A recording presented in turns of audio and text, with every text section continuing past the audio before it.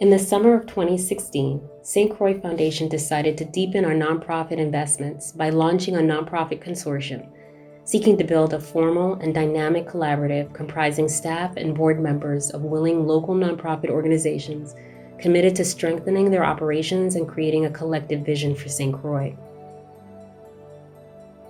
Through the consortium, we are providing individual and organizational professional development support.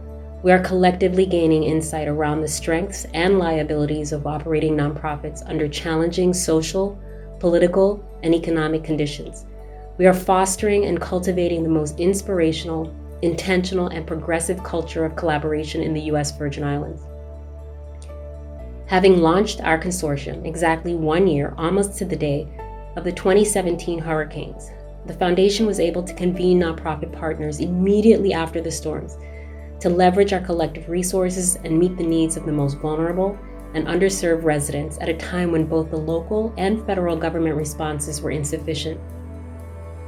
Convening around operational priorities and aligned missions, organizations have been grouped in the following 4 sectors: Crucian heritage and the arts, environmental preservation, health and human welfare, and youth and education. To date, over 50 local nonprofits have had a seat at the table, representing some of the largest and smallest community-based organizations in the territory. We have harnessed extraordinary wisdom and understanding of our community based on the vantage point we have.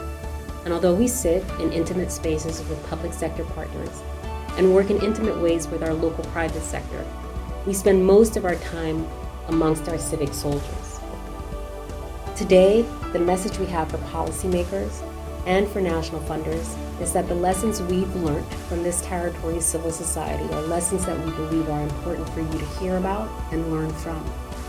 In the absence of municipal government, our local nonprofits have truly evolved into vital community assets that tirelessly navigate around and through a myriad of broken social service systems, many of which can no longer meet the most basic needs of our residents. Yet despite the fact that our community-based organizations are under-resourced, and despite the growing needs of the people and the place we all serve, we represent a beacon of hope and courageous advocacy for the voiceless. Most encouraging of all is that as we grow increasingly innovative and collaborative, we've begun to build real competency around social disruption as we quietly hospice old, outdated systems while constructing exciting new ones that are changing lives for the better.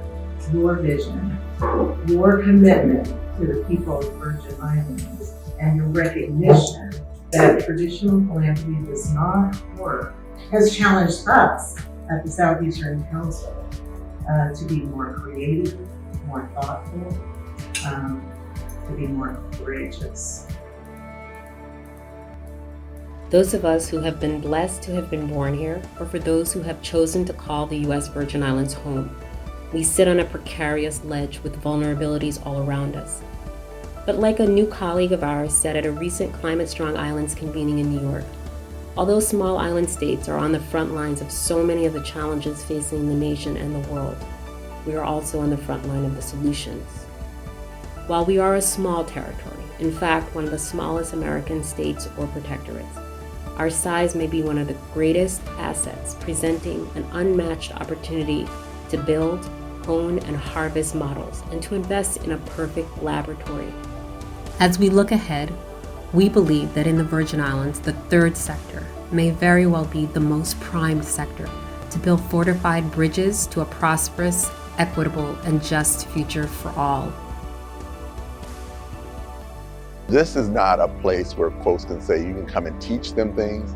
This is a place and a body of work that Deanna and the team and the community can teach others. You all in St. Croix are showing how philanthropy should operate, showing how nonprofits should work as a consortium. And the people in the community foundation knows the community.